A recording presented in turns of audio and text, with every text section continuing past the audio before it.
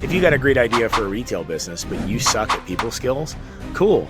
Be the man, be the Wizard of Oz behind the curtain. And that's the biggest thing, is having an honest audit. And you get into these entrepreneurship groups, these classes, and some people want to be that guy, but just aren't that guy. And there's nothing wrong with that. How can you help us, though, continue to help you? First, please subscribe to the channel. Like us. If you listen to the audio version, leave us a 5-star review wherever you can. If you see our posts, please share those posts, share the content, and link back to our law firm website, which helps us to continue our SEO marketing and grow our firm and help small business owners. All right, everyone. Welcome to another episode of the podcast. I'm Mitch Beinhacker, your host. We have a really cool show today with Tim. He's going to talk about his brand. He's out in Omaha, and he makes a cool popcorn brand. So we're going to talk about that. And if you're listening on your favorite directory, leave us a 5-star review whenever you can. We're trying to build up the YouTube channel. So if you can go over to the YouTube channel, watch the video, watch us talking, subscribe, like us, follow that, the show, so we can keep connecting with cool people like Tim and so forth. I always remind everybody that this podcast, the things we talk about, entertainment purposes only. It's not a guarantee of success. Don't take advice from Tim. Don't take advice from me. Always check with local professionals before making decisions. So having said that, Tim, thanks for coming on the show with me. I guess you're in Omaha, so it's 10:30 here. What is it, 8:30 there? 9:30. Oh, only an hour behind. Okay, yeah, cool. Yeah. Cool. Okay, and the weather's terrible here. We had the hurricane come through, so I guess you guys have had decent weather. Well, as decent as it can be in the Midwest. Just give it 8 seconds. It'll shift 40 degrees. So, yeah. Exactly. Okay, so why don't we, go back and talk about your background and how you got into business, maybe some of the early stuff you do, because I know you're a serial entrepreneur like all these guys that come on the show. And then we can talk about the brand and how you've been building that, and a little bit about protein, right? You had taught me off the camera. Yeah, I started nutrition back in the 90s, early 2000s, worked at GNC, got to work underneath one of the top franchisees for GNC in the United States at the time. It was a great experience. And, then I went and got a job in the corporate world and despised it, but I made a lot of money. So, I came back to nutrition in 2010. Was just young enough and dumb enough to go ahead and, go for broke and do the thing. And, started my first nutrition store here in Omaha, Nebraska. Rexy's Nutrition store, like GNC was a retail store? Yeah. I didn't like the direction that... It was a standalone. It wasn't a franchise, right?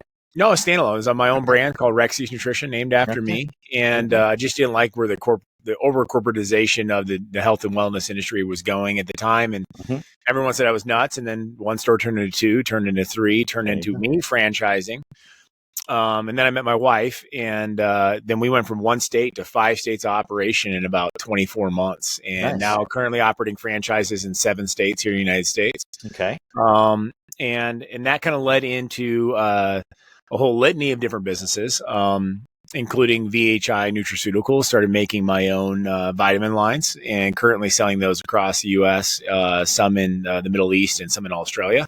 So you're selling online and also in the stores? In the stores, and then to other wholesale distributors in other countries. And then I started my first gym with my wife and my business partners in 2017 called Iron Heaven Gyms. Okay. I got kicked out. Let's put it well, long story short, I got kicked out of the big Globo gym. We'll call them that. I'm not giving them any press. Right. In 2017, my last bodybuilding show before I retired, I won the LA Open when I was 37. Nice. But 2 weeks before that show, they kicked me out of the Globo gym, basically said I was intimidating other guests. What? And I'm like, I talk more than I lift. I mean, I do. I'm a salesman. And it was more or less... That's why you're so successful. I'm the king of supplements. They wanted to sell supplements in the gym. They kicked me out. So 2 weeks later, I signed a lease on a 7,000 square foot bay for Iron Heaven Gyms, and it just exploded. And this original location now is 33,000 square feet. We have 2 other locations, and we're building them about as fast as we can go. Now, did you do that out of spite because they threw you out of the gym, or was it like 100% spite? 100% spite. My wife always wanted to own a gym. My business partner always wanted a gym. I did it because I was pissed. Right. And other people kind of thought ideally with what we were thinking, and our kind of mode and our model. Definitely different. 24-hour access, real iron weights. There isn't a rubber weight in the joint. Dumbbells go up to 200 pounds. If you want to do something crazy, you can. We have a Volkswagen in this gym. You can deadlift if you're so into it. Really? Oh yeah. Well, twofold. One, I have this Volkswagen that my daughters blew up beyond repair and had been sitting in my Rexius parking lot for a year, and I was still pretty upset about it. And then one of the guys who was on World's Strongest Man trains at our gym. I bought all of his strongman equipment, including his car deadlift. And then I basically found a way to write off my car that was blown up. So it was twofold. It was great for my taxes, and it's cool in the gym. So, yeah, and it was like, do you lift that? I go, no, I'm way too old. I have way too much gray hair to even attempt that. But it's cool if you want to try it, right? And then right around the same time, 2018, my wife and I started goofing around in the kitchen, working on a protein popcorn. Now, that came out of three reasons. One, I've coached a lot of professional athletes when it comes to nutrition and diet plans. Okay. And they would go so far off the rails when they would cheat on their diet. And I think a lot of people out there will know this. Like, well, I've already screwed up. So, so you just fall off the wagon. I'm just going to have a free weekend and I'll start back on Monday. But these guys would gain 20 pounds in 3 days. Like literally, and it would take me 3 weeks to get them back. And so I'm like, we got to make a snack that meets the macro efficient nutrients that we need, but that they don't know it's healthy. And so 600 batches, actually I have a bag here. The first flavor ever was caramel corn. I love that one. That's good. Oh, it's the best. Yeah. And then we're like, hey, this is, the first 600 batches were not good. They were terrible, actually. Taste-wise? Taste-wise, texture. My wife forgot to take the seeds out of one batch. I cracked a tooth. And so the whole joke is I bled for this company. Nice. And the other groups are my kids. I have 6 children. And the younger ones, it's like negotiating with the terrorist. You can't get them to eat protein that doesn't come in the form of a chicken nugget or chocolate milk. Right. And then my parents, the silver sneakers, the 70-plus crowd. Once they retire, it's like they're in a fraternity. All they do is drink and golf, and more power to them. Hey, my parents are. It's not a terrible fraternity. No, it sounds great, right? But they're also muscle wasting at that age. Their body and their bones are, And they're not going to drink the shakes. They're not going to eat the bars, and they never do. And so here's these 3 groups, where I'm like, okay, this is a snack. So we knew in our family that. If I'm the witch doctor, right? I'm the one who's in the health and fitness. My brothers are doctors. Everyone's an attorney, and then there's me, as my mom likes to say. You're the black sheep of the family. I am the loudmouth black sheep of the family, and so we'll put it out at family holiday at Christmas, right? We'll put it in bowls. We won't tell anybody, and they're just killing it. This was like a test. This is a test, an honest test, because I don't tell. A blind test. You didn't tell them. No, and that's the best, way. And all of a sudden, they're all killing it. This caramel corn's so good, and it was my little brother, the attorney. He's on my board of directors, so my best friends on the planet. It was nice having a brother as an attorney, unless you got to ask him when he calls you if he's charging you by the quarter hour as your attorney or as your brother. But that's fine. Anyways, he goes, "Oh God, this is healthy, isn't it?" And I said, "Yeah, but you didn't know." And then I have this luxury of having 3 daughters. And daughters have a special way with your dad as an entrepreneur of never agreeing with you. So they kept bringing home these gigantic bags of Smart Pop white cheddar, I think just to upset me. And so I spent 6 months developing a white cheddar, nacho cheddar, and a spicy cheddar. And using this one had to be different. I had to add fat, so I added organic coconut oil. And then I knew that if I told them it was mine, same thing, I wouldn't get an honest response. So I took a gigantic bag of Smart Pop white cheddar, emptied it, filled it with mine, resealed it with her hair straightener, and left it on the counter. And then what happens. Yeah, I had a candid camera moment, and they destroyed the bags. And it was the best thing when I got to tell them it was mine. And so the funny thing is the top 2 flavors in the 14 countries we were in, white cheddar and caramel corn, the first 2 that we ever invented. So yeah, and then we spent 5 years, I should say, I spent 5 years marketing it wrong. Terribly wrong. Lost. What did you do? What did you try to do that didn't work? I lost $500,000 in 5 years. Okay. Wrong bags with the wrong name, wrong everything. And we went to the Mr. Olympia convention originally, bodybuilding mecca. That's my space. We killed it. I looked at my wife at the time. I'm like, we're going to get so rich. And that didn't happen. That's a death knell if you say that. Bro, bodybuilders are broke. None of them have any money. There you go. Perfect. And then, it was me constantly, and I have some popularity online, so I was able to get a lot of nutrition stores and gyms to sell it, and the meatheads would like it. But that was pretty much it. And it wasn't until I became the president of the Chamber of Commerce here in one of our suburbs, and don't even ask me how I got voluntold into that position. Oh yeah, I won't do it again. Yeah, you scratch your nose, and they're like, "Oh, you're going to be the president." Yeah, I didn't realize this was 3 years of indentured servitude, but it was Hy-Vee Foods, is a grocery chain here in the Midwest. We're about to relaunch all 400 of them. Great relationship with these guys. What a great company. And anyways, one of the guys that works at one of the local Hy-Vee grocery stores was like, hey, I think we could sell that popcorn. Let me put it in the grocery store.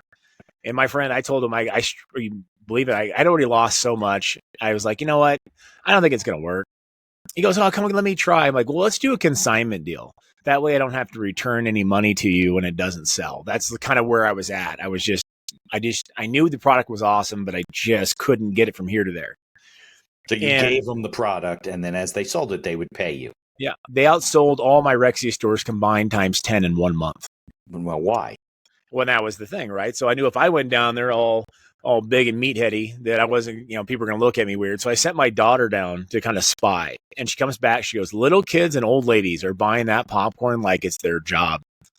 I'm like, really? So I went down there and talked to the dietitian at Hy-Vee, and I go, it's the only snack they can get the kids and the elderly to actually eat. Usually what they would do is they make a diet plan for the elderly and include like Ensure protein shakes or something like that, right? Right.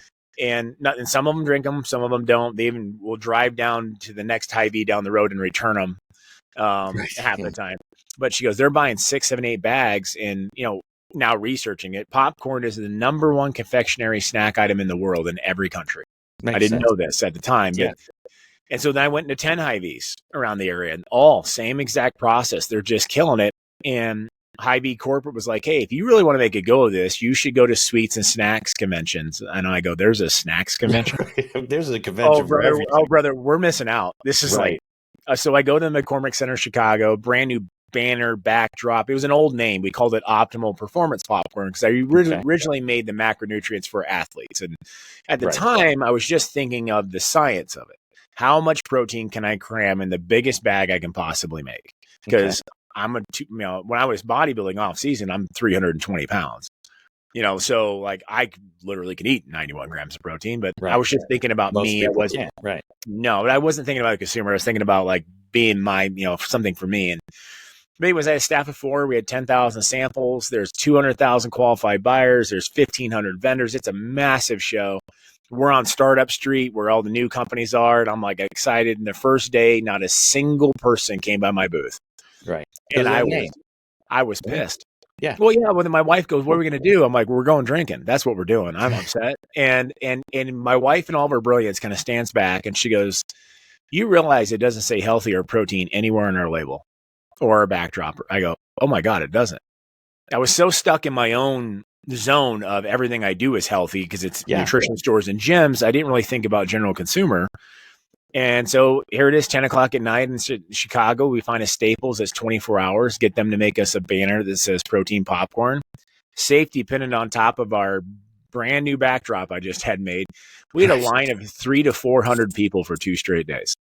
Yeah, see, it was nuts. And you figured it out. But, that's why people have to test their, don't take it for granted that you know what it is, right? Just because that's the world that you walk in. Yeah. Grandma's not going to buy, optimal performance protein, nor the mom's going to buy for their kids. No. And it was my wife, it was crazy. The last day, a gentleman who worked at Hershey's, actually, Hershey's had like this 60-foot chocolate, like that company?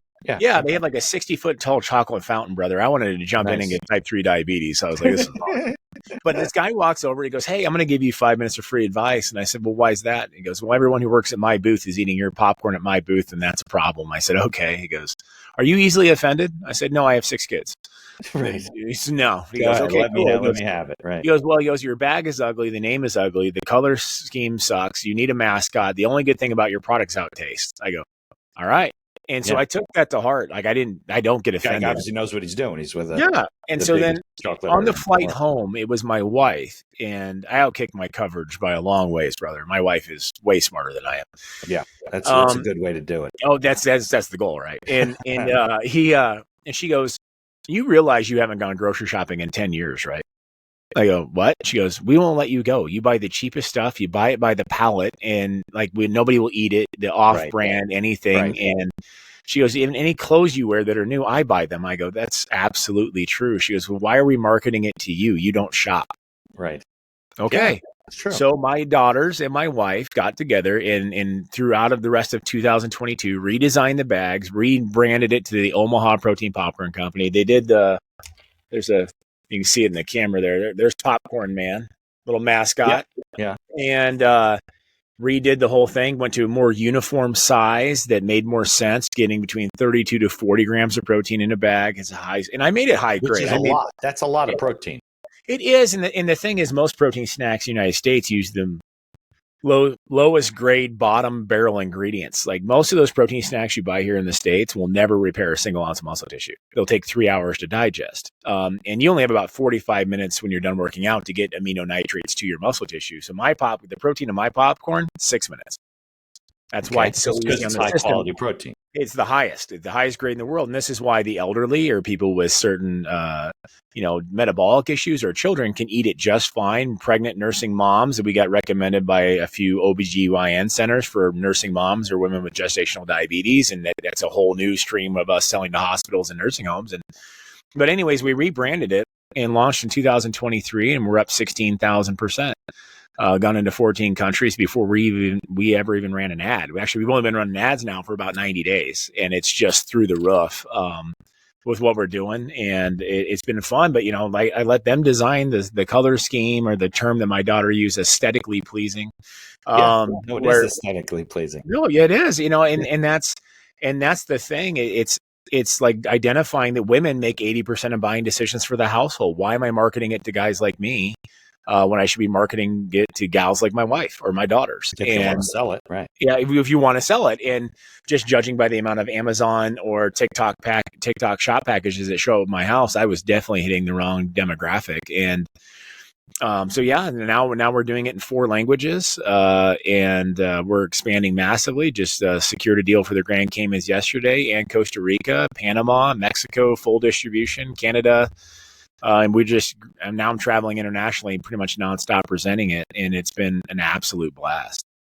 All right. So you have several businesses going on, right? Mm-hmm. You have the franchise system. Maybe there's some of the stores you own, but right. A lot of them are franchisees. The original. One left, corporate, and then the rest of them are franchisees.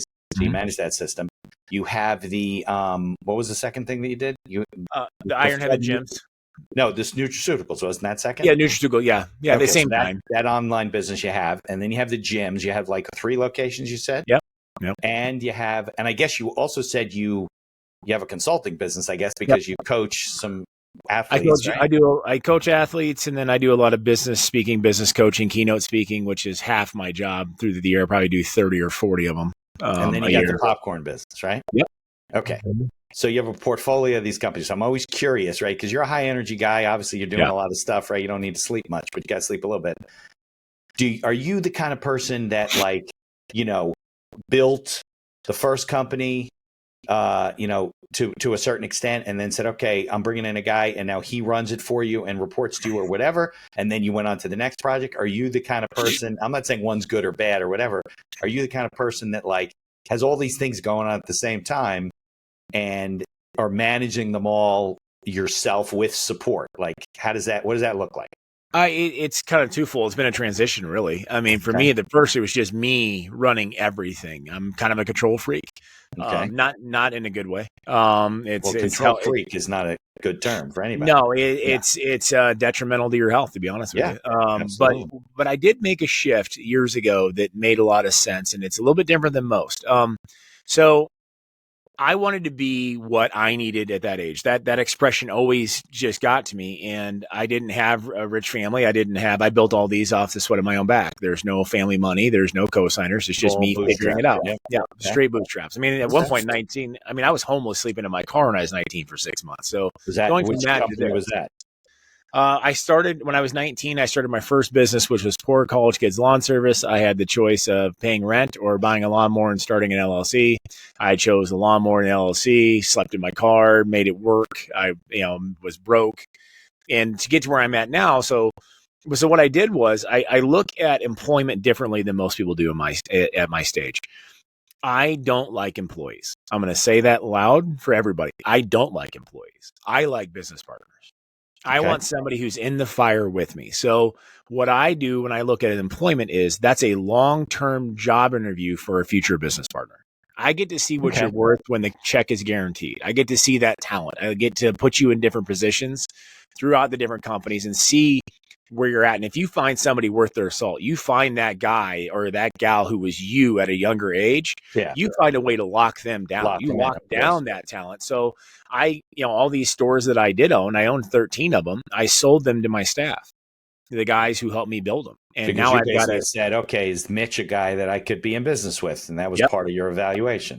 That's it. And then now I've got a franchisee locked in for 20 or 30 years that got taught by me, does it my way, who knows the business. And the gyms are business partners on the gyms. That's a former employee who wanted to jump in the fire with us and do this crazy thing. And so you're not going and turning the lights on in the gym and unlocking the doors at 4:30 in the morning. You have people that do that. I have other people. I have other partners that are jumping in. We're doing things. And so everyone is in this progression of, all right, I'm going to do this job really good for Tim. And then when the next crazy idea happens, I got my foot in the door to be a partner on something new. So now I have all these employees fighting to be the next opportunity.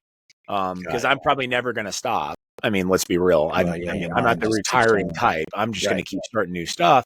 But now I've got people. It's like my GM of our gyms is now moving into the new chief operations officer for the Rexia stores. As the popcorn's taking more of my time, I need somebody else who can do the liaisons with the franchises. And his name's Steve. Now, Steve's the greatest human being ever. But people don't realize that Steve's a tenured professor, a master's in chemistry. He was my kid's chemistry teacher at the high school here when half my kids were in high school. Maybe you're getting your calendaring from one software and you're invoicing from another. Evenoo is a platform that we use as one of our sponsors to run our entire business. And there's other features like auto payments and integrations with QuickBooks. Visit evenoo.com, EVONUE.com to learn more. There's also a link in the show notes. And be sure to tell them that the Accidental Entrepreneur referred you. This podcast is brought to you by our affiliate sponsor, iEmployee. iEmployee is a virtual assistant service that hires almost anyone for any role in your company right out of the Philippines. Most roles range from $7 to $9 an hour for highly skilled and experienced VAs. And whether you need an executive assistant, social media manager, video editor, customer service, sales, you name it, they have it. We use iEmployee for our VA services, from editing and promoting the podcast to all the PR and promotion of our law firm. iEmployee acts as a virtual field supervisor on the back end with live video monitoring and reports on a daily basis with screenshots of your VA's workday, and along with complete HR and payroll duties. No more paying for overpriced and underqualified workers. There's a link in the show notes to get a 1-week free trial, and I encourage you to take advantage of it. And he started working for me part-time in the summers because he wanted a discount. And finally, I'm like, you're too talented to be just teaching. And it was, like, you're a great teacher. I said, but if you ever get sick of that and you want to try something new. And so the next year he left teaching after being a tenured professor and jack of all trades. And he jumps into each company. And so now he's a shareholder in the popcorn. He earned a profits interest share, which is going to be worth probably a couple $1 million. If I do my job correctly. And so I've got all these great people is the best assets I have, trying to be in position for the next crazy idea. They always say the next crazy idea that Rexia's has, I want to have my foot in the door. And so now it's an amazing thing for me is that I have to be able to raise all these people up into this position. And once they take over, I don't have to do anything because they've already been working with me for that's because then it frees you up to think of the next idea or to work on. Well, and that's things, right? Well, that's part of the popcorn company is we brought on some investors that wanted to invest, and now it's global so fast. And that was to grow it. So you already figured out the stuff your wife and daughter are working on, and then these guys come in to add fuel to the fire, so to speak. They're like, I can't believe you're selling in 14 countries and you've never done any marketing.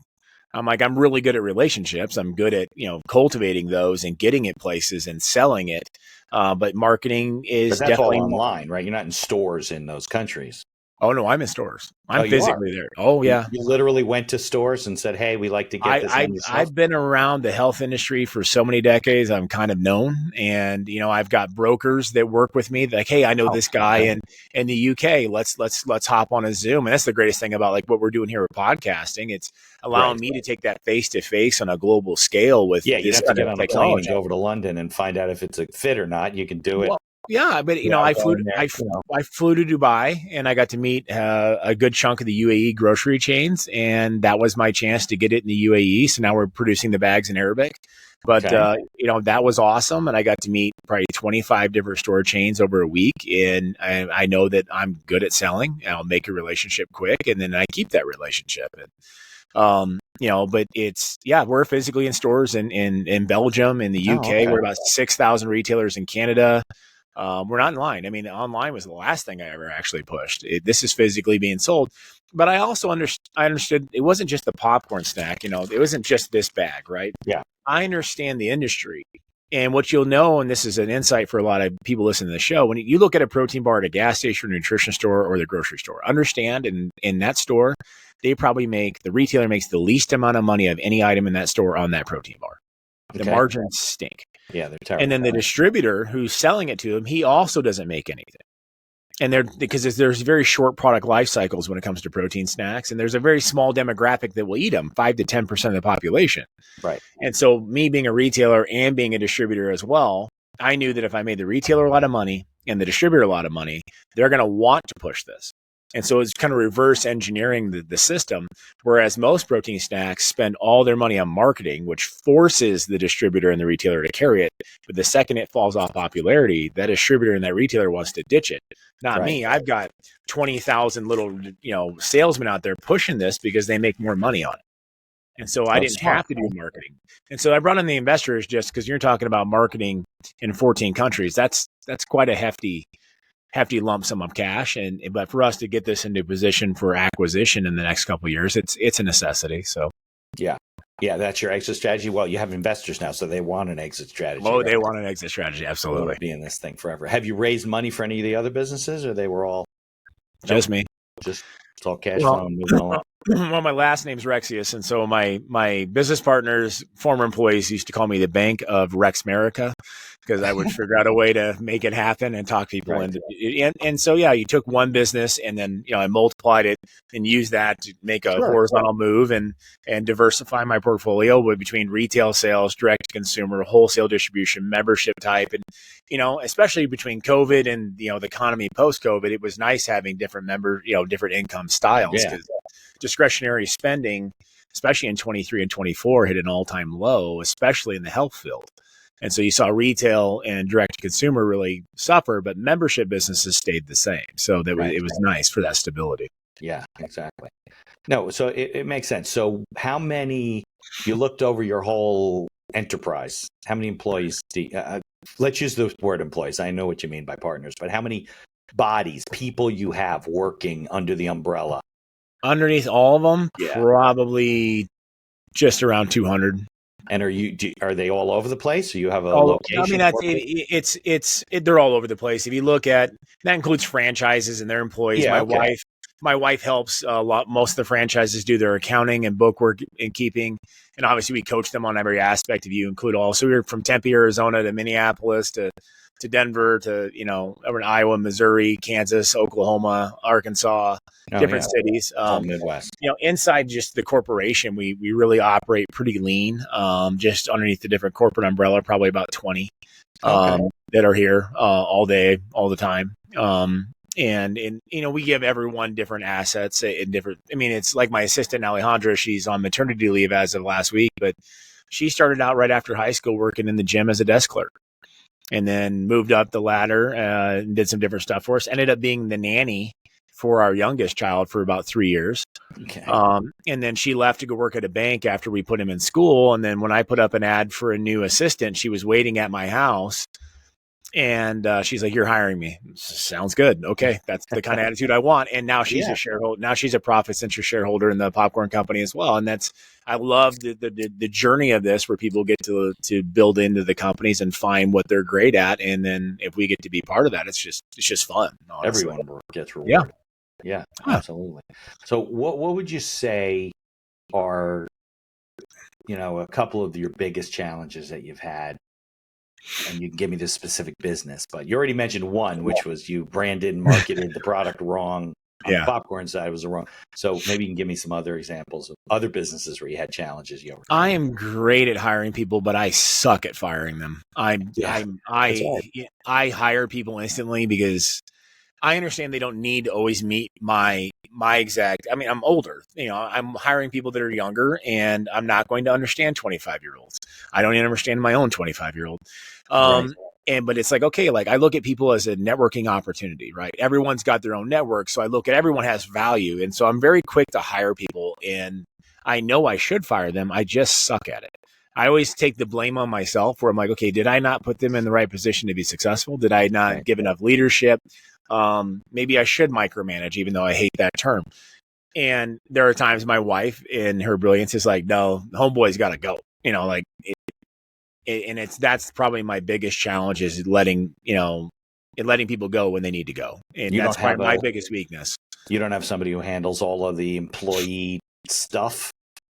My wife and I, my wife and I do. My wife and I do all that. Yeah. Yeah. At the end of the day, it's we don't really have HR per se. We do, but we don't. Everybody goes through my wife. Then you wouldn't have that problem.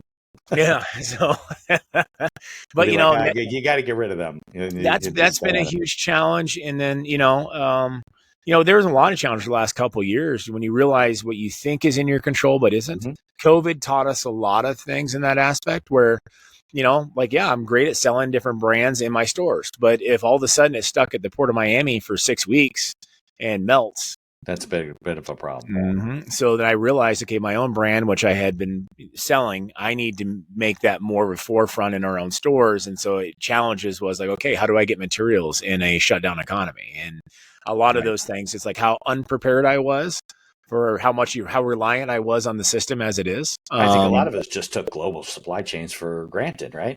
Oh yeah, we did big time, realizing that it's an 18-month cycle, and the commodities in the industry, like where they're all made and where they're not made, and figuring all that out. What kind of money does it take to be on that end of that spectrum? And it's at the popcorn still to this day. I mean, way isolated protein, which is the highest grade in the world.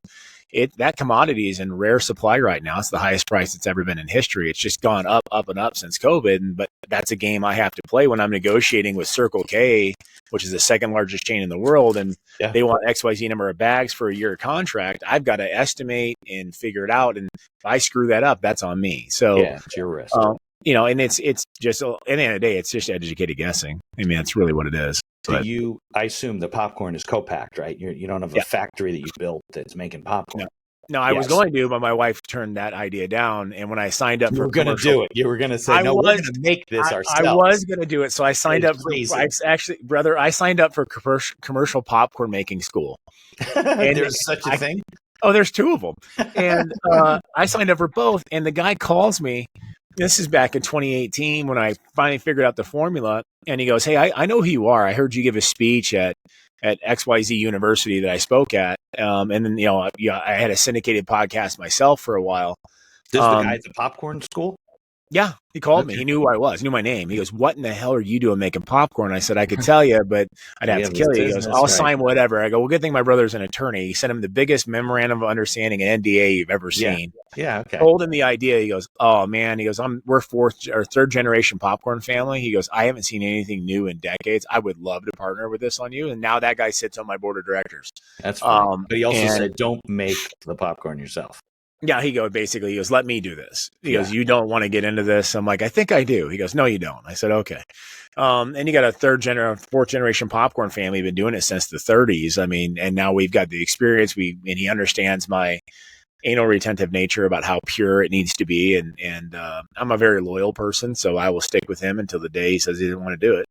But he's also a shareholder now too. So he has a vested interest in making sure that this gets through to fruition where we need it to go. He's the one who oversees the co-packing side of it? Yep. So they got to make sure that the co-packer is sourcing the proper protein that you want, right? And I source the ingredients. I get it to him. So the co-packer doesn't have anything to do. It's your job to get it on his doorstep. I get it. I get the protein there, the special kind of bags we use, the specialty pallet ready boxes, like literally everything. My Just ready staff, to go, we do except he makes the popcorn. He makes popcorn, he bags it. So he uses your formula, and then you have to test it, make sure that it's correct. Yep. And then he makes the different flavors, and then he Yep. bags your stuff, but you're getting them everything. They ship too, though, right? They're the shippers. That's the warehousing. They'll ship it right off the dock.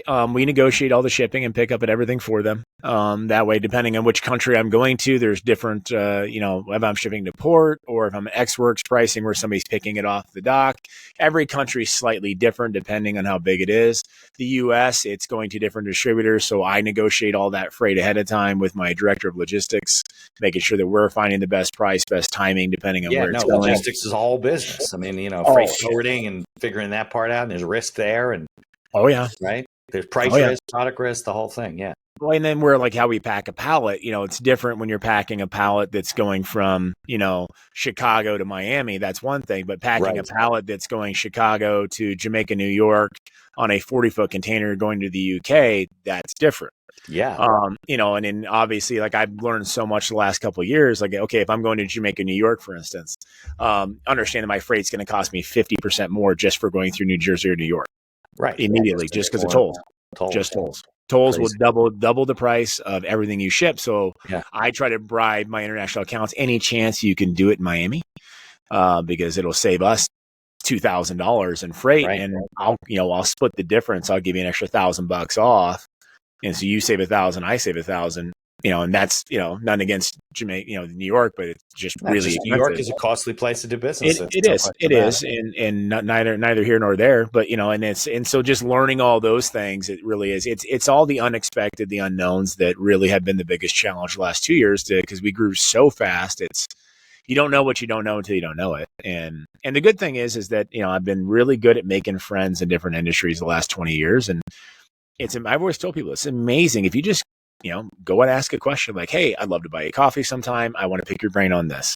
Yeah, and people will just help you. Oh, yeah. People love to help. They love to share their ideas. They love to feel like they're helping you. Oh, respected for their expertise, and that's just it. And for me, I've never done any of these companies with ego. I mean, if an 18-year-old's got a better idea, I want to hear it.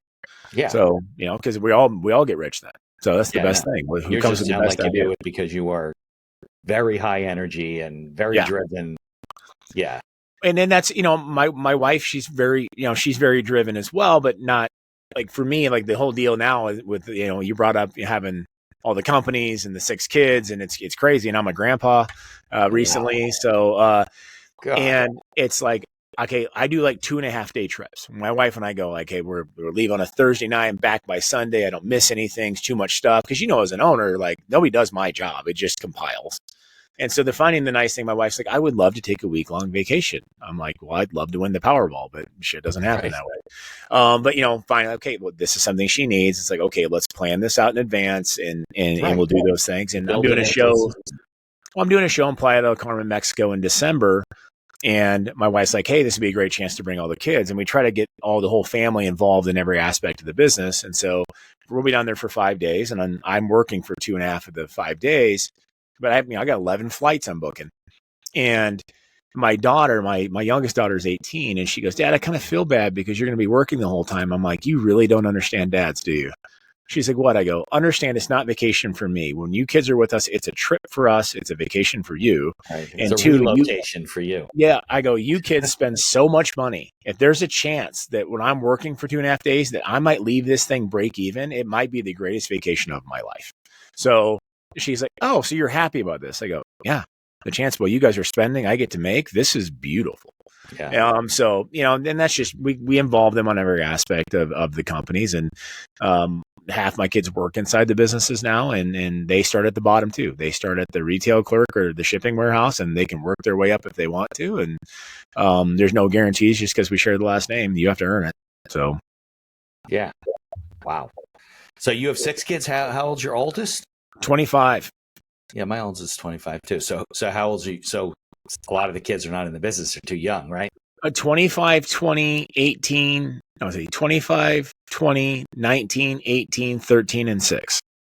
So the 2 youngest ones are not in the business. The 3 youngest ones, because they're all still in school, but the 3 olders are all in the business. My son-in-law is in the business now too.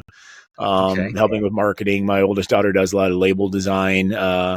Zoe, my middle daughter, is now taking over as my secondary executive assistant. And then her boyfriend is working in the retail stores and helping doing some brokering. My oldest son is in the warehouse, learning how that trade goes for logistics. And so then, it's just down the list. Everyone gets involved. And we have family meetings once a quarter with everybody. We let them know what we're doing, what the craziness that I'm doing next, what the plan is, and why we're doing it. And so they all kind of buy into the system. And we have 7 calendars.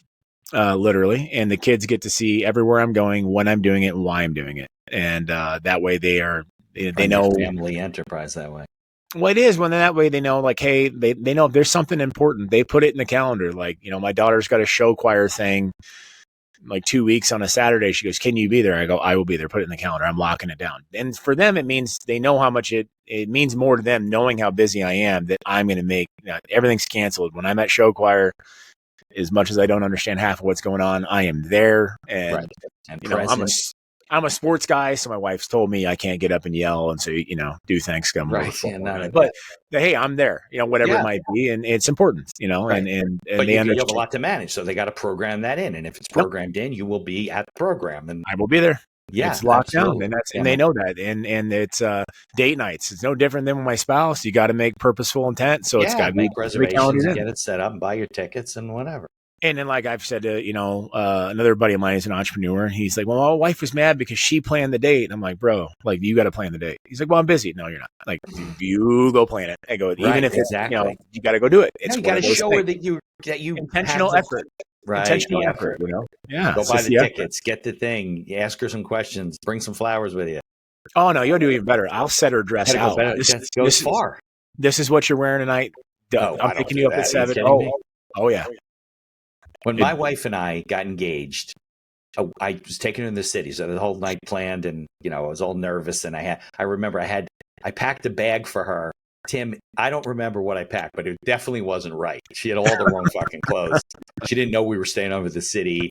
We go in the city. I had like this big wool coat because that's where I was hiding like the ring. You know what I mean? Oh, yeah. And it was like literally like January 3rd, the hottest January on record. My wife's like, my girlfriend at the time was like, "Why are you wearing a wool coat?"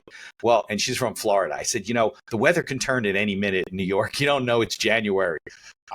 So I made it up, and I just could. So I do not. I'll take my wife for her birthday. We'll spend the day together, take her shopping or whatever.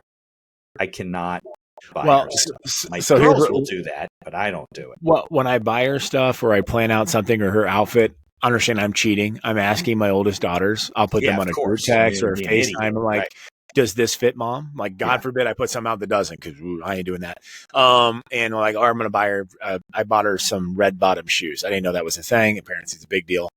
And so my daughter, like, "What size do I buy?" She goes, "You know what size shoes she wears?" I go, "I don't know what size shoe I wear. So no, I don't know what size she wears." Yeah. And I cheat. The best thing about my daughters. Right. Oh yeah. I want to make sure I get it. I want to make sure I get it right. You know. That's the worst if you get it wrong. Oh yeah. Then makes you think that I'm a large? You're like, exactly. Yeah. Right. Exactly. And that's so I ask, and it's but it's just that purposeful intent. Even if it's something little, it's now that my wife came back into working in the companies full time. She was the CFO for a major packaging company, and she still helps them, but she's back in here a couple, like 4 days a week, and it's the whole, like, well, when she was at her job, I would send flowers. I do that all the time. And she made a comment. She goes, "Now that I'm in the office all the time, the flowers don't stop just because you're in the same office." Right. I'm aware. Yes, ma'am. I got you. She likes it. And yes, ma'am. No worries. And it's like my kids all say, like, nobody's scared of me. They are scared of my wife, though. Right. Mine's the same way. So I don't know if I'm as high energy as you are, though. I mean, I balance a lot of stuff. I got a lot of things going on. I guess I'm managing businesses for clients, too. Oh, yeah. But I don't know if I can. How old are you, Tim? 44, be 45 here in a month. Oh, so you started earlier than me. So I'm almost 60. My one's 25. I'll be 59 in December. Nice. You don't look 59. So, yeah. All right, well, I'll come back in 10 years. We'll see if you feel the same way. The next 10 years. Take care. Well, Brittany. So my oldest is my adopted daughter. Brittany had her in high school, and then we met, and I adopted her. And that was probably the coolest thing. This, as a father outside of business, right? Especially when you're an entrepreneur, because you're gone a lot. You're pushing the envelope. You don't have the 9 to 5. you always wonder, I'm like, okay, did I do right by my kids? Am I giving them enough time? There really isn't such thing as work-life balance as an entrepreneur. It doesn't exist. And you're always curious. It's all one thing. But, this last year, my grandson was born in January, so about 9 months ago. And apparently everybody, I didn't know this, but they named him after me. Oh, nice. And talk about one of those times where you're like, wow, maybe I really didn't screw. Maybe I really did what I was hoping I would do as a father, as an entrepreneur. And that was probably one of the coolest things ever. They say that the only thing in life that's not overrated is being a grandparent. So. Oh, it's my dad. All the fun, none of the responsibility. This is right. Awesome. That's why it's not overrated. Right. Exactly. Oh, it's so great. Now I totally get it. You just don't get it till it happens, and you're being a parent's great, but there's a lot of responsibilities that go with it. Oh yeah, when it was like because my grandson they live in Phoenix, and so we're in Nebraska, obviously, and apparently the only way to get him to calm down in the car is my daughter plays videos of my podcast because he'll just start laughing. Nice. And my wife goes, "Oh, this is going to go to your head." I go, "I'm going to tell everybody. Of course, it's going to my head. I'm getting T-shirts made and bumper stickers." That is hysterical. So Papa's the favorite, But yeah, nice. So let's talk about what's ahead because I know you don't sleep at night. You probably make lists on your bedside, and I do. Right? So yeah. So what's coming? What's next? Like what's going on? With the popcorn is that just you can talk about. Now the popcorn's just we've launched into convenience stores, which is the biggest sales channel in the world. The data has been amazing, so now we're launching into all the distributors. So it's about to get really, really crazy, and so now it's about getting into certain niches and certain chains, and especially in the United States, it's lack of a better term, it's a pain. Especially in grocery. Profitability there when you're going into retail. The profitability is there for everybody. And now that we're going to scale, that's where I make my money really. And now the bigger and bigger we get, the more and more I make, because at first I didn't. I knew I wanted to take care of retailers and wholesale and distribution first. Right. Because then I didn't need to market at the time because they were going to do it for me, which is really working out well. But whatever, right. Oh yeah. And so now it's about certain retailers. And in grocery, especially in the United States, it's just different. There's 60 employees in a row that want their butt kissed in perpetuation, or they want you to pay some massive, listing fee to be on. And you just don't get that in other countries, which is why I went international first. So now it's funny. I'll grab this. This is what happens when we start testing new things. This is the new spicy dill pickle flavor. Dill pickle has become very popular with chips, popcorn. Well, this not a bad flavor. I like it. Well, it's not my bag. This is actually really good, but my daughter's 18, my youngest, and her and all the girls were eating all this dill pickle stuff. And then my son's 13 on the baseball team, and every kid in the dugout had spicy dill pickle sunflower seeds. They're like savory. Yeah. I'm like, okay, well, looks like I'm making that. And so we're co-branding with some other big brands who are already in some of these retailers as a collaboration. So that one's Lola's Hot Sauce. Lola's Hot Sauce is in every Walmart in North America. He's actually from Des Moines, a hop, skip, and a jumping away from me, and met him on the flight to Dubai a couple of years ago. This is where Making Friends is huge, and great owner. And so I'm like, hey, let's do some collaboration, because I'm more international than they are. And then he's more domestic than I am. So it helps both companies. And so now it's reaching out to some of these companies to create some unique flavors to paste, depending on the locality, like Canada, for instance. I love my Canadian distributor. These are the nicest people on the planet. Yeah, no, really, Canadians are the best. The nicest. They are the sweetest. Shit we're doing to them, and they're like the nicest people. They are. And one of my investors is Canadian. So now technically I'm part Canadian owned. But there you go. So did you know the number one selling potato chip in Canada is ketchup flavored chips? I was just going to say this to you. I do not like ketchup flavored chips. I like ketchup, and I like ketchup on like French fries. So are you making a ketchup flavored popcorn? I'm trying to. I don't know. It is obviously. I don't even know. I'm not going to sell it in the US. Think it's popular, right? Because if you go to the chip aisle in the supermarket, you see a lot of ketchup flavors, which I thought was more like from like the Far East than it was. Well, I remember when they brought it up, I go, that is disgusting. They go, disgusting. Okay. They go, okay, Americans obsessed with ranch. I go, I'm not obsessed. I recognize greatness. There's a difference. But it is the number one selling chip, and they've been on me. So I was reaching out to Frito-Lay, and I realized that Frito-Lay, I believe, is owned by PepsiCo. And they're like, hey, I tried making our own. It was horrible, but the Frito-Lay, the Lay's ketchup flavored chip is supposed to be the best one out there. And I'm like, hey, So now it's like, okay, how do you get to that big wig ladder? Being like, hey, I'd love to do a co-brand. I mean, you already had the flavoring. I'd love to see what that looks like. And now it's like getting through those layers of those tedious amount of power that some of these people in these positions hold, and they want to feel very special. So in the U.S., it's always delayed by middle managers. Right. Middle managers. It's always middle managers that are always delaying stuff. And so now it's like doing these co-brands with different things, which is fun. And then, you're getting different flavors. Is that what I'm going to be watching for, a ketchup flavored popcorn? I don't know if I'll launch it in the U.S., brother. I think I'm just going to keep it for Canada, just for them. It doesn't sound appetizing to me. But, it's like, definitely.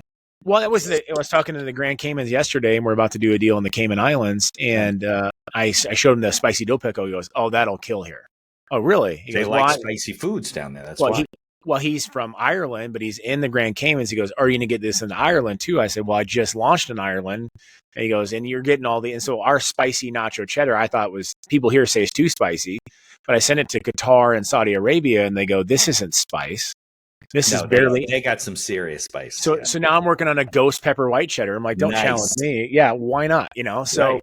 That's been the fun thing. And then for me, it's just been a lot of, guest speaking and podcasting and stuff, trying to get the word out there. And that for me is just fun. I just enjoy that. And my wife basically said, she goes, "We sell this company." And my kids asked, "What's your retirement look like?" I go, "Retirement."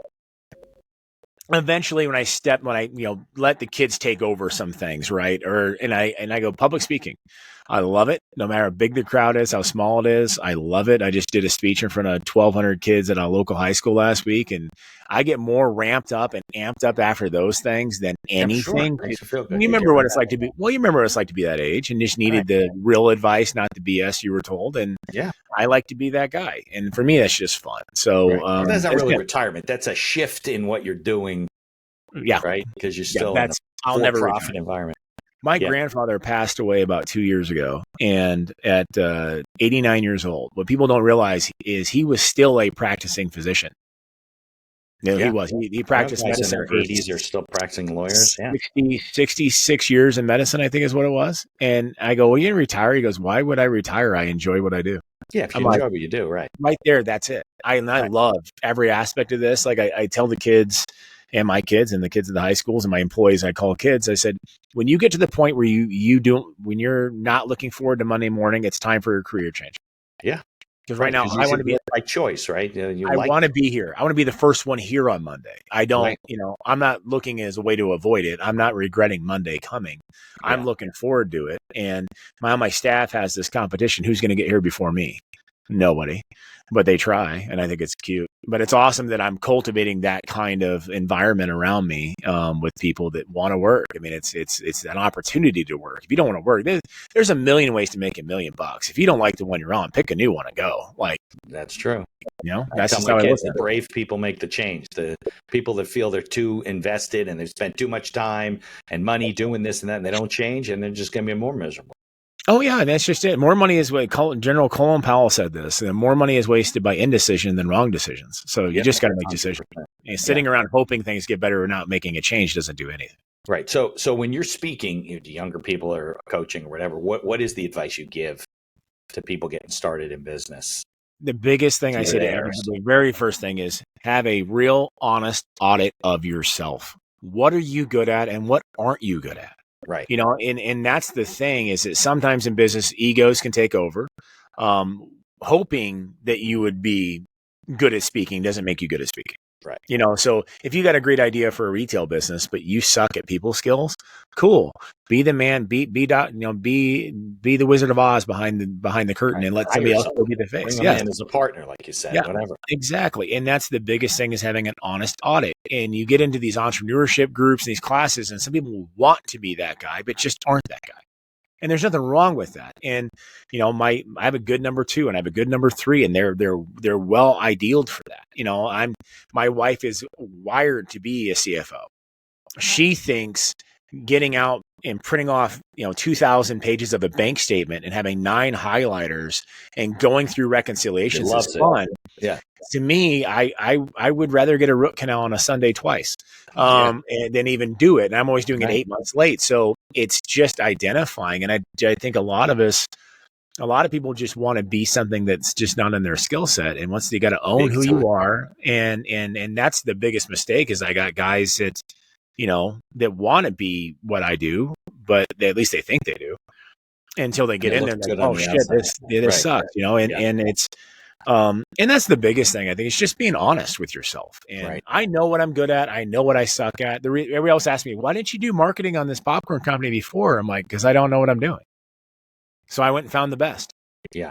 And, I trust in that, we're going to do this. I want to learn so I understand what I'm governing, but I know that I suck at it. I don't have the patience. Successful people I've interviewed and worked with, that's exactly what it is. They want to learn what it is. They want to understand what it is, but then they find the right person to do it. Yeah. Because first of all, they can't do everything. And also, it's not really what they're good at. They stick with what they're good at. It doesn't have to be one thing, but you know what I mean. And the other thing is too, and I tell them the second biggest thing to watch out is don't spend your money. And people go, what do you mean by that? I have seen more entrepreneurs who got that first taste of success and thought that they have my big month. It's going to be like this forever. And they go blow that cash on vehicles they can't afford, houses they can't keep up with. Lifestyle. And you see it in retail. It's real easy to see. And I see it all the time where there was this thing back in the 90s, early 2000s, and God, it makes me sound old, but in nutrition store owners, where what happens is everybody wanted a Hummer. That was the thing. Yeah, I remember the original muscles. Oh, yeah, the H1s, right? The good ones, yeah. And so the Arnold Schwarzenegger Hummer. Yeah, so they'd kill for 6 months, they buy the Hummer. And then the cyclical nature of retail sales, economies, and presidential changes happens, which always happens. And all of a sudden, sales go down a little bit. Well, they keep making the Hummer payment, but they don't restock the inventory. And all of a sudden, over 6 months, they went from having a stock store of $30 or $40 or $50,000 in inventory to $3,000 or $4,000 in inventory. That way, the perception to the public, they still got the Hummer, I'm still killing it, but there's no product left in the store to buy. They go belly up. I've seen this happen 30 or 40 times. They got the house they can't afford. Is like, live well beneath your means. Most people live well above their means. Right. And people don't realize, like, for years, my wife and I, we were killing it, but I'm just throwing money back into businesses. And it was before we had our youngest child, but we had 5 people living in a 3-bedroom house and double bunk beds. And she goes, can we please? I'm like, yeah, okay, fine. Right, now that we have a large bank account. Yeah, but you can't build the pyramid upside down. That's how it falls over, right? People, and they don't realize that by buying all these things, what they're doing is they're creating costs to themselves that is not driving any kind of revenue. That's why, what's the statistic? Lotto winners all go broke within 5 years. Yep. Because they don't understand the concept of building a foundation and buying assets that create income or investing in businesses that create income. Instead, they go, instead of buying the apartment building and using the income to pay for the car, they go buy the car. And now they got an expense. I always tell them this. I used to be able to do this. I go, imagine that your life is a car. It's a ride. And you got to drive 60 miles this direction. And they said, okay. And that's the finish line. And they said, okay. I said, so every major purchase you make that requires a monthly installment takes a gallon of gas out of the tank. That's a good analogy. And I said, so now you've got the house, you've got 2 cars, you've got this membership, you got this, and all of a sudden now you have 6, 7, 8, 9, 10 less gallons. You still have to make the 60-mile drive. So what are you going to do? You're going to turn it off so you can coast a little while on neutral. They go, It's going to take a long time, and it prevents you from doing things. It keeps you in, I always say that debt is the new indentured servitude. That's how they keep you locked down and keep you immobile and keep you, applying the status quo, the company line. You're not going to fight the system because you're in so much debt. Right. And you have to keep the house and the car payments and all these things that you're not going to make that move. You're not going to say what needs to be said because of fear of retribution that you won't be able to meet your financial obligations. Yep. And so I lived very well beneath my means for a very long time. And my wife, and that's the best thing about my wife, she goes, hey, bro, we're not broke. She goes, you look homeless. Let's get some clothes. Okay. Right. Because but she wasn't the kind of person that wanted that early on. A lot of these people fall into the trap of, between the two of them. She made it very clear. She goes, I'll live with you in a van down by the river. I said, sounds good. And so now if I ever complain, if she's spending too much money, she's like, hold up, Buster, you created this monster. I said, that is fair. Yeah, I did. And, but that was my reward to her for sticking with me while I was doing crazy. And she was with me right in the crazy boat. We did some insane stuff and it's our kids. We explain to our kids, like, yeah, every Christmas present you got and birthday present you got when you were little was off Craigslist or Marketplace, and we were repairing them and fixing them, and you had no idea your bikes were used. They didn't know. And now it's a challenge that we do have money, and I've got younger ones, and not spoiling them rotten now that I have the ability to have the means, right? But so far, all of the first 4 that all got licenses, all got equal opportunity pieces of junk that were barely movable because they all got in a wreck in the first week anyways. So when we were young, we didn't have a car at all. I had to use my parents' car. We had to share my parents' car on the weekend if Oh, I had that killer station wagon, brother. Oh yeah, we had the Ford Country Squire. Remember those things with the big sticker on the side made it look like wood? I think the other one I had was the seats in the back. The Ford Windstar minivan. That was there you go. Oh, so great for a date in high school, bro. It was awesome. Yeah. Right. So exactly, pull up to her house. Like check out that there is a minivan. That is a awesome ride with the 2-tone wood paneling that's falling off, and oh yeah. But so I'm not getting my kids anything nicer than I got. It's not happening. No, well, they can earn it themselves, right? So exactly. Anything? Are you all self-taught, or did you go to college? I went to college. You didn't get your MBA or your business degree, nothing. It's all self-taught, right? Well, yeah, everything I do is self-taught. I got my degrees, but I went to college to play football and to party. And I got my shot at the NFL. I got hurt in my first 2 months, shattered my shoulder, and that was the end of the NFL dreams. And I don't use probably. I say this honestly, the high school kids. I use maybe 1% of what I learned in college. Everything else is on the job. It's and the beautiful thing is, I explain to entrepreneurs now. I'm like, you have YouTube. Like, you have YouTube University. You can find out so much anything. Stuff out there. Chat GPT. You can do all sorts of stuff if you have the determination to go learn it. I always laugh because I failed accounting 1 at Wayne State College 3 times, and now I do accounting every day. So, but as soon as you put your $sign and your widget behind the numbers, it makes sense, right? Yeah, it does. Yeah, definitely. It's your numbers; they have meaning to you. You know how it fits into your business. You want to make it work. So exactly. All right. So I do have one question though. I'm in the Northeast, so I can buy it online, but is it in stores here? It is very quickly expanding in. We just made deals with 3 different gas station chains. Okay. Over the next 60 days, we'll be launching into about 1,000 new retailers in the Northeast specifically. And we hope by the end of Q2, would be in about 20,000 gas stations in the upper Northeast. Omaha Protein Popcorn. We launched in Walmart in Canada. It went very, very well. So I'm hoping that we get a Walmart launch here in the United States relatively soon. My goal is by the end of 26 to be in every major retailer possible. So, all right. Well, people should watch out. I can say that you sent me a very nice sample pack. So good stuff, really good stuff, actually. And I did leave some of it out from my office, and I told you before it disappeared. Really good stuff. I wish you the best of luck. You got a lot of stuff going on, and I thank you for coming, sharing your story. Very helpful for people listening. And enjoy the rest of whatever's left of the weekend. Get started. Well, thank you so much for having me. It's incredibly honored, and I really appreciate it. And thank you for taking the time. It means a lot to us. I appreciate it, Tim. You bet. In addition to being a podcast host, I'm also a small business attorney, mostly providing legal services in New York and New Jersey. With over 3 decades of experience, we can handle most transactional issues. So if you're watching the show and you encounter some sort of legal issue, reach out to us and visit our website, mindhackerlaw.com. Thanks for tuning into the show and for continuing to support us.